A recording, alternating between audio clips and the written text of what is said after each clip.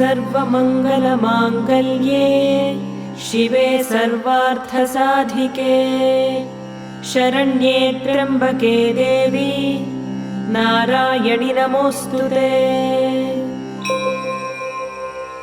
अस्य श्रीललिता सहस्रनामस्तोत्रमाला मन्त्रस्य वशिन्यादिवाग्देवता ऋषयः अनुष्टुप् छन्दः श्रीललिता परमेश्वरी देवता श्रीमद्वाग्भवकूटेति बीजम् मध्यकूटेति शक्तिः शक्तिकूटेति कीलकम् श्रीललिता महात्रिपुरसुन्दरी प्रसादसिद्धिद्वारा चिन्तितफलावाप्त्यर्थे जपे विनियोगः।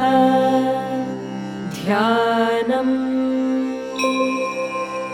सिन्दूरारुणविग्रहां त्रिनयनां माणिक्यमौलिस्फुरत्तारानायकशेखरां स्मितमुखीमापीनवक्षोरुहां पाणिभ्यामलिपूर्णरत्नचषकं रक्तोत्पलं बिभ्रतीं सौम्यां रत्नघटस्थरक्तचरणां ध्यायेत्परामम्बिकाम्।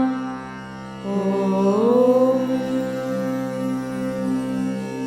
श्रीमाता श्रीमहाराज्ञी श्रीमत्सिंहासनेश्वरी चिदग्निकुण्डसम्भूता देवकार्यसमुद्यता